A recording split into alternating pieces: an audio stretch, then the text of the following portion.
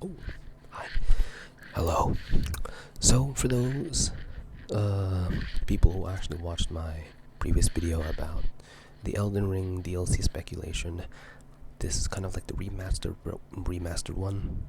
I'm going to go into more detail and more theories about what could be the next, or what could be the DLC for Elden Ring. It was 2 a.m. and I was really sleepy, so yeah, I need to remake it. And today, I got some theories for you. Also, drink some coffee.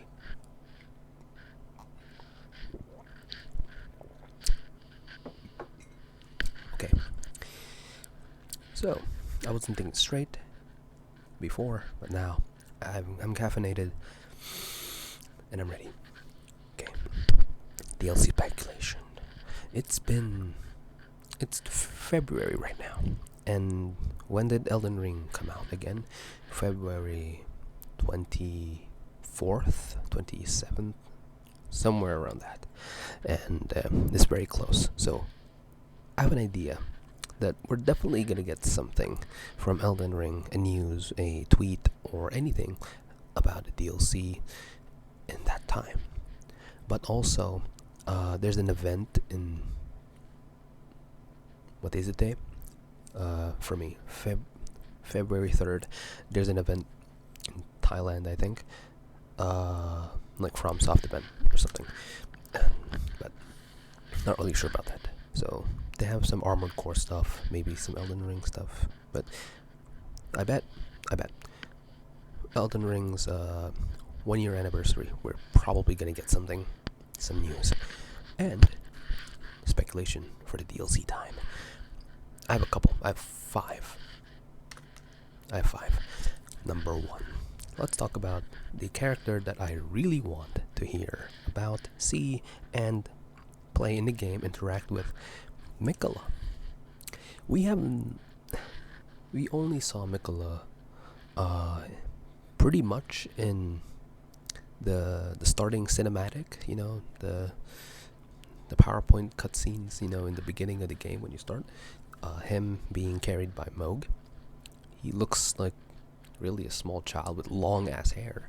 And also in the Helig Tree and the consecrated snowfields and that little town that we have to go through, the stupid puzzle, we see Mikola's statue and Mikola being held by Melania and also Marika. We've seen those, but not his actual physical self, before he was tainted by Moog's omen blood. Yeah, so, and most of the item descriptions in the game, only a limited one, like Trina's lily, Mikola's lily. Item descriptions for Mikola is like Melania's, what was it? Remembrance and her armor set. From what I can think, that's it, and also a bit of from the cut content. Yeah. So we have nothing. Like I want more stuff for Mikola, and I bet it's gonna be some. If we are gonna get Mikola DLC, it's gonna be something with the tainted blood and with the Mother of Truth comboed with Mikola. So he is already tainted by Moog's blood. You saw from Moog's boss cutscene. Moog, as in blood form, is in Mikola's cocoon, sleeping with him. That sounds horrible, but yeah. So Mikola also looked very different. He looks horrible. He looks like what was it called? What was it called? The boss in Bloodborne. He looks like Orphan Akaz that was dried like a prune inside there. So he doesn't look really good. But if he ever does wake up from his eternal slumber, Gideon also said, this is not his direct words, but I'm going to interpret it for you. if Mikola is asleep, then everything will be hunky dory. But when he does go wake up, the poo is gonna hit the fan. So when he said that, in my mind, he's gonna figure out a lot of stuff when he wakes up. What happened to his body? He did turn into an adult with some deformities, but he wakes up at a completely different area from where he started. In the Heli tree. He was embedded in the cocoon in the stomach of the Heli tree. You will see in Melania's cutscene where. Okay, I'm just gonna draw something. So, for example, in the cutscene, right here was like right around here. When in the cutscene, Mikola was here. There was a cocoon. There should have been a cocoon here, but it was empty, and there was like a face around here.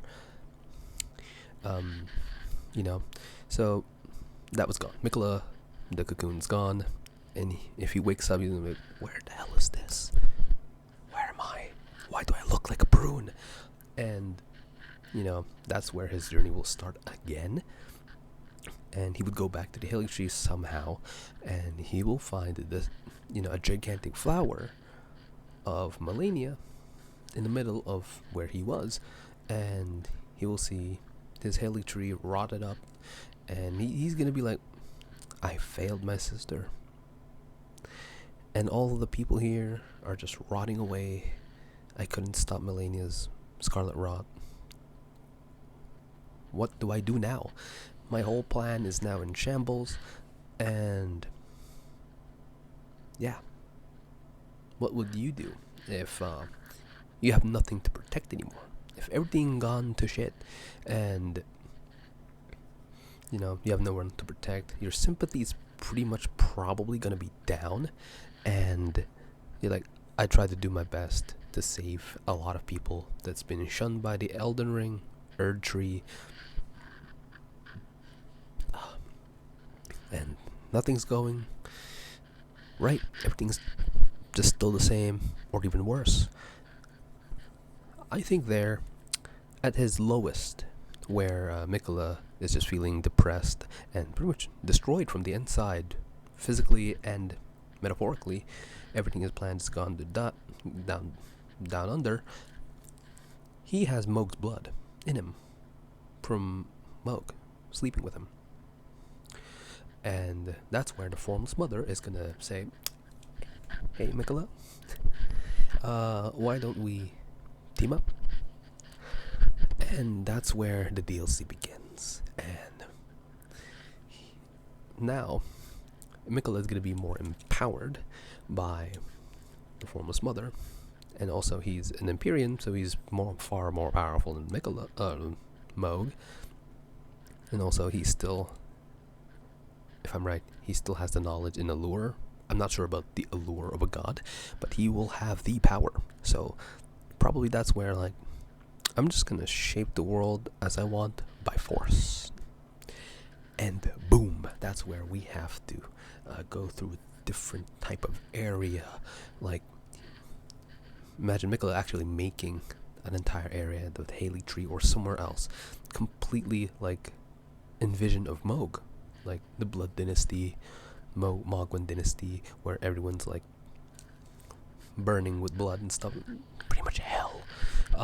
Mikola will be like the top god there, and it's ruining the lands between, and we have to eliminate him. We have to defeat him, and that's sad.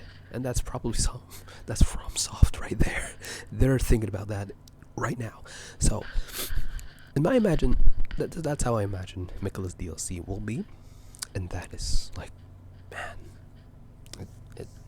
my imagination can go wild. So that's Mikola DLC with ties with the blood from Moog and the Formless Mother. That's like 9 minutes. Cool, we have 4 more. But first, let me drink coffee.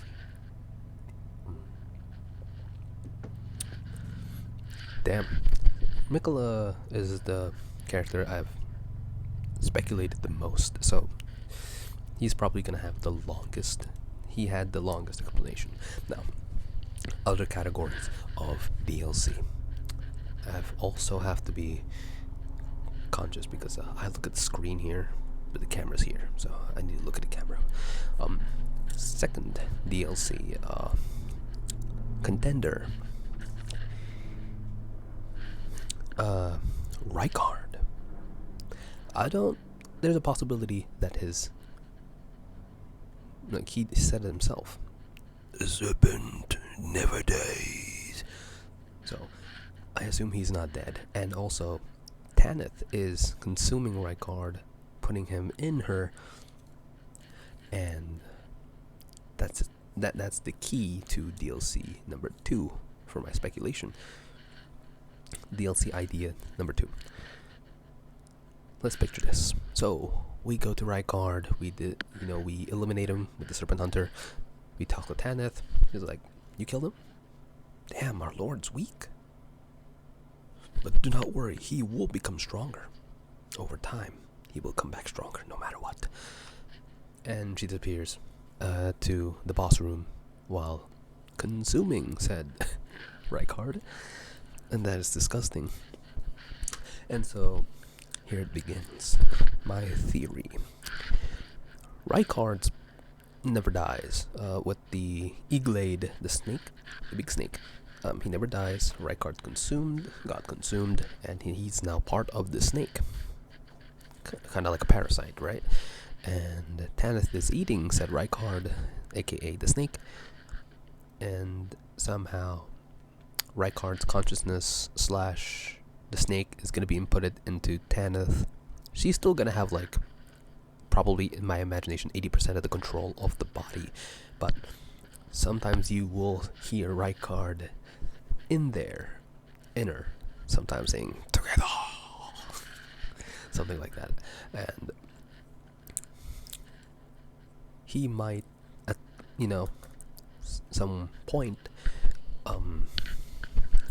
he will become stronger, eventually get back his body. How, I don't know. He'll come back, then we have to fight him again. But here's like the process that I think the DLC, if it comes out, will be. First, so we kill Rykard, whoop-de-doo, and, we become Elden Lord and stuff. The end. But Rykard's still alive somehow, because he's the serpent. As we are Elden Lord, time goes on, and then a new threat looms, comes back. Rykard is somehow back again, and we have to, eliminate him again, or we have to bring the peace back to the lands between.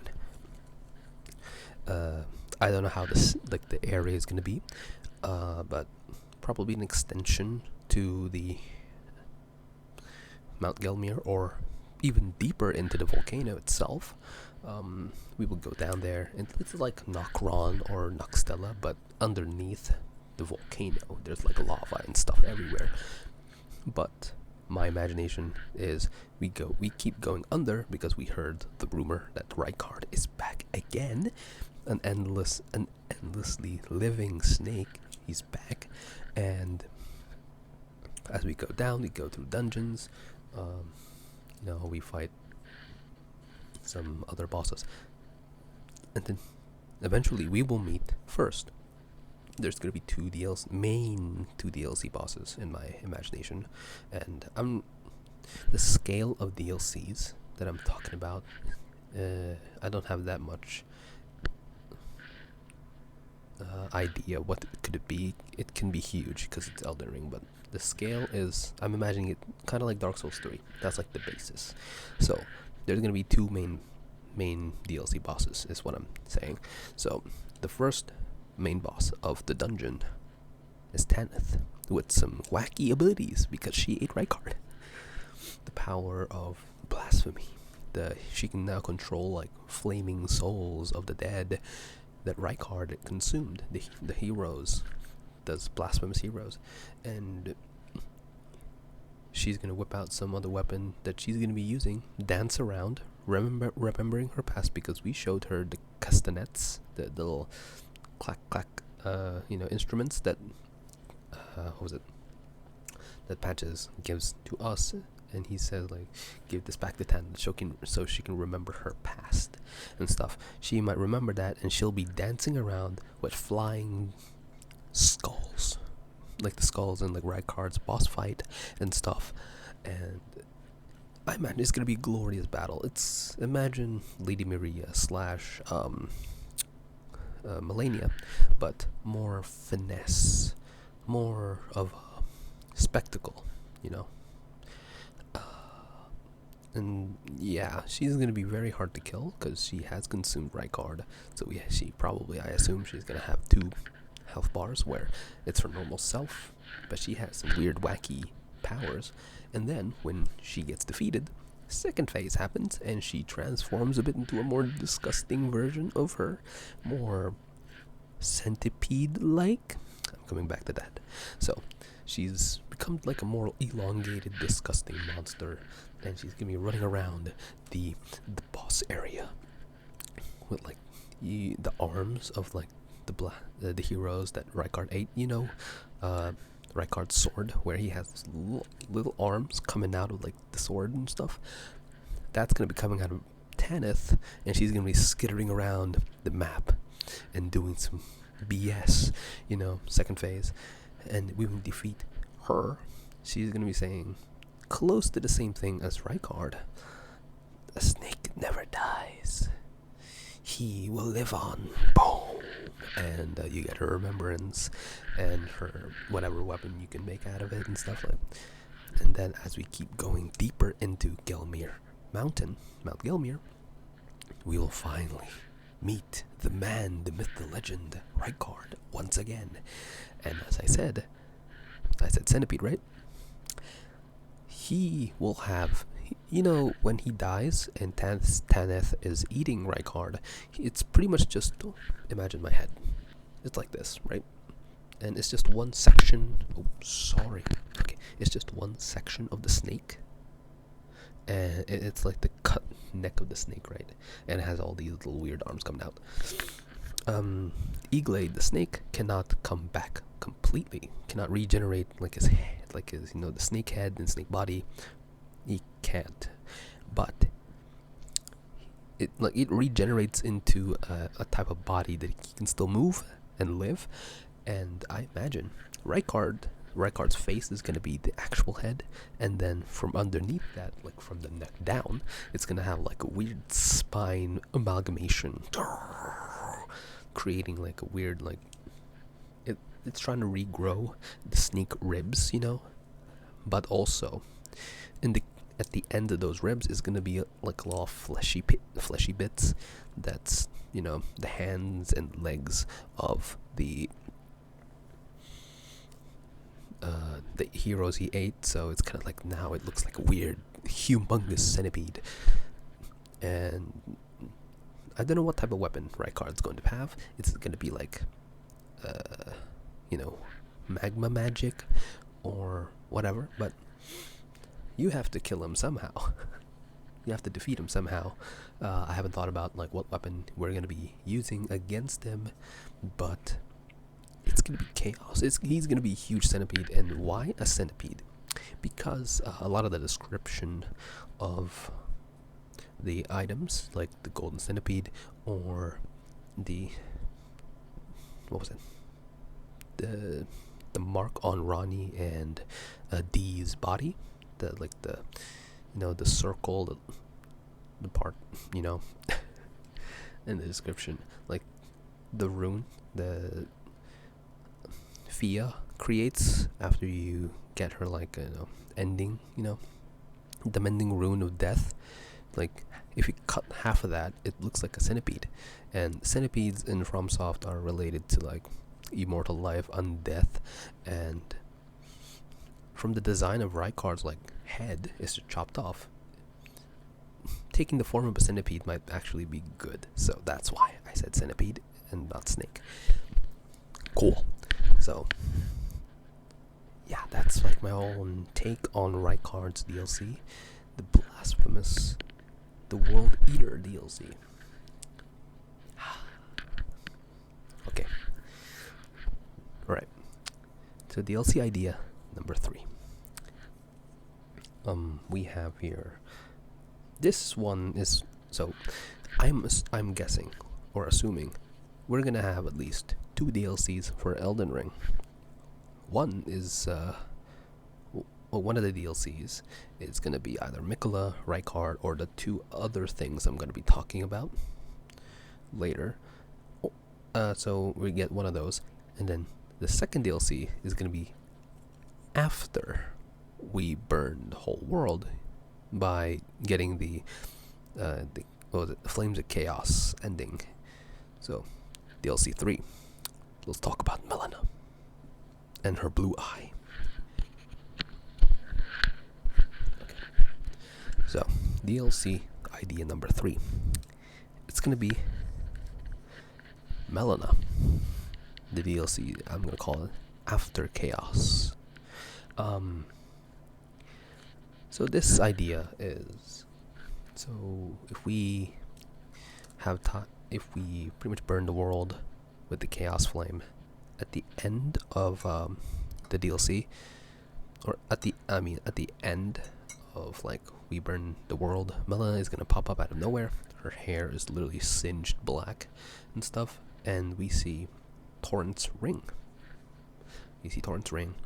And she's like, I will find you, and I will end you. That scene from that one movie. She literally said, I will give you what you deserve. Destined death. Ooh, that's a complete DLC idea at that point. And so, pretty much, I don't know how this can be a DLC, but when everything burns to nothing, what I imagine is the Ring City DLC, when you're gonna fight. Sorry.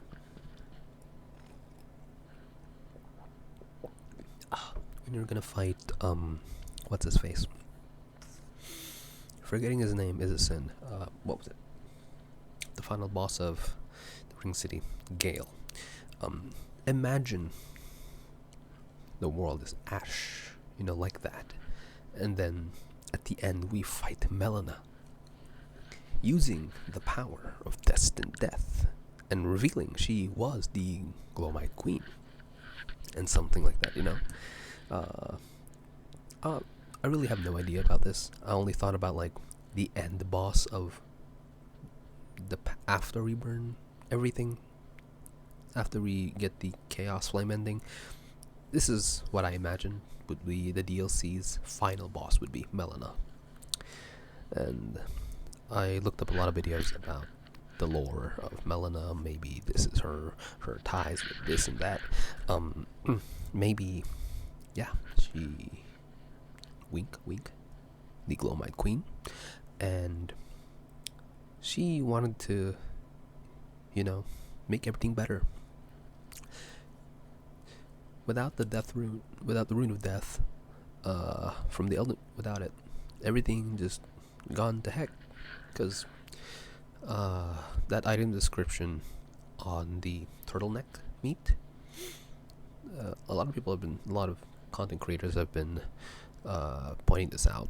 But patch 1, I think the very first time Elden Ring came out, and before patch 2 or patch 1.2 or something, there was a description for the turtle meat saying, they pretty much, if you eat this, you're gonna have your stamina regen very, very fast. For what? Procreation. But nowadays, no one really wants to eat this anymore. That implies that a lot of people talk about this. Without the rune of death in the Elden Ring itself, people just don't reproduce anymore, because people die and they get recycled into the earth tree and come back. Is there need for procreating anymore if that happens? Or because it's just going to overpopulate the world, / apparently the Earth Tree, or the people nowadays see that procreating is a barbaric thing to do. Oh, you can't do that. So, eventually, when you put laws or like ideas on the people, like if you put ideas like that on people, eventually they will pretty much won't be active anymore. If you know what I mean. So, oh god, I completely forgot what I was trying to talk about. I'm horrible. But yeah, shit, let me try to remember. But so,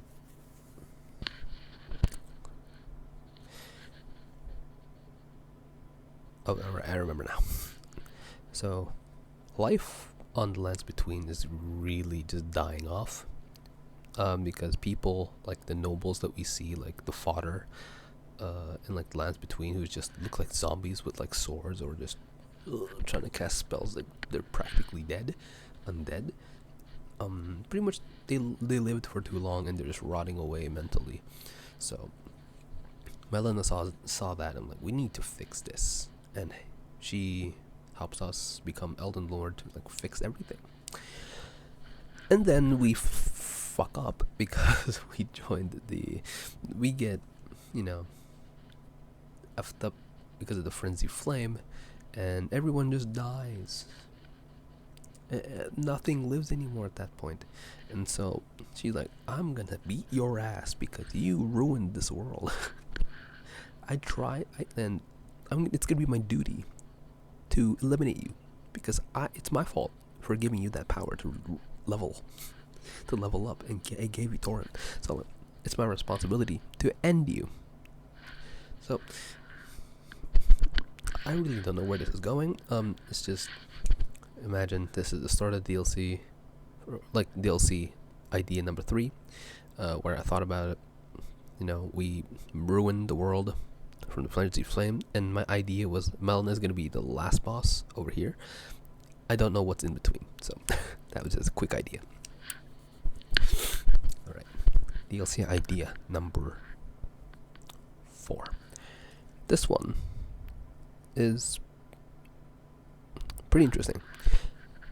For Dark Souls 1, we got the I forgot what it's called, the Artorias DLC, where we go back in time to Ulusil and beat Manus and stuff, right?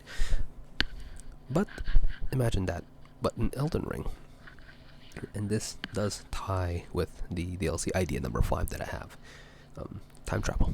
So imagine us going back in time, seeing Godric before he was degrafted, when he was just a frail old man, or we see Melania at her peak, Radahn at his peak. Oh god.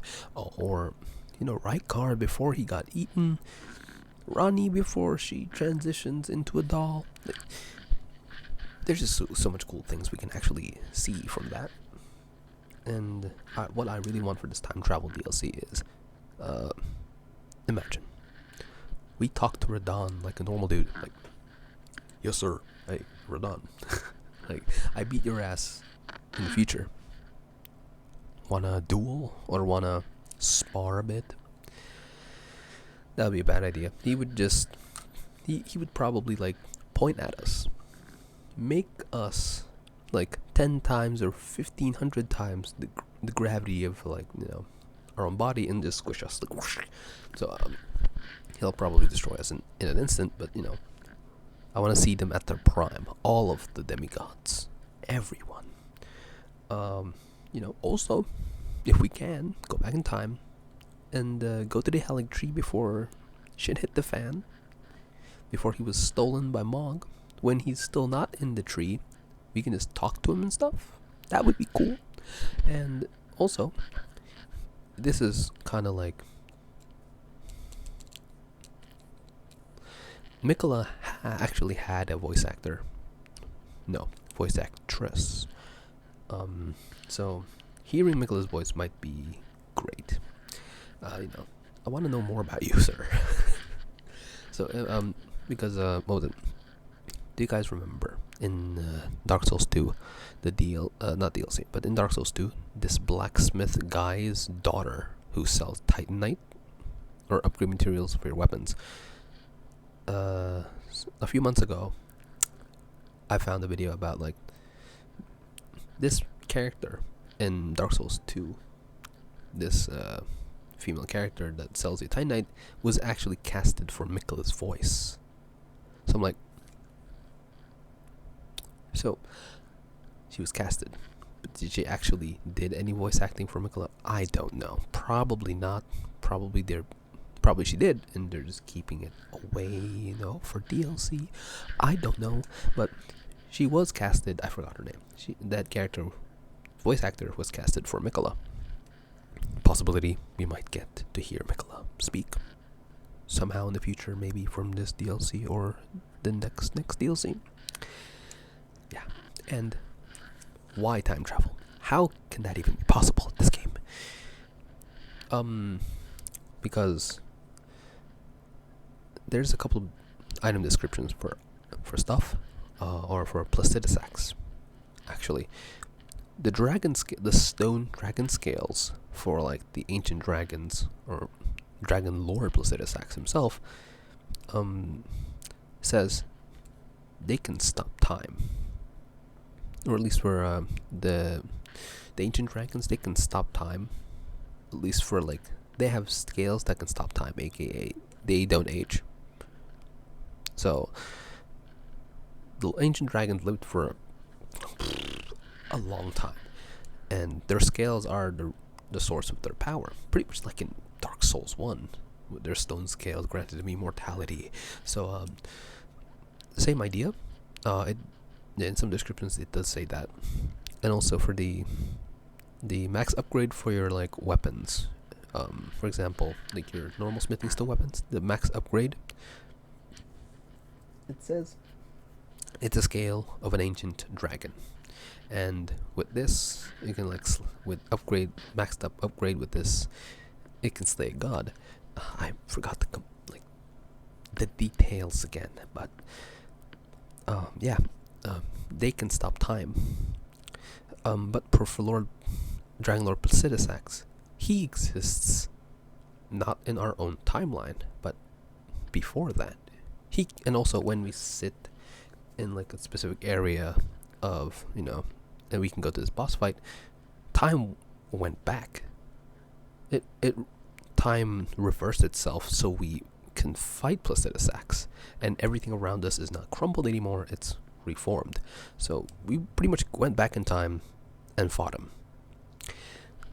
So if we have that power, grab like a chunk we grab like a chunk of his wing or like one of his dragon scales, and we merge it with another item so we can use it, we might be able to like go back in time or something. Possibility. And with going back in time, this is actually cut content. The Badlands. DLC Idea 5. The Badlands. We have cut content of Godfrey, or should I call him Horalu instead?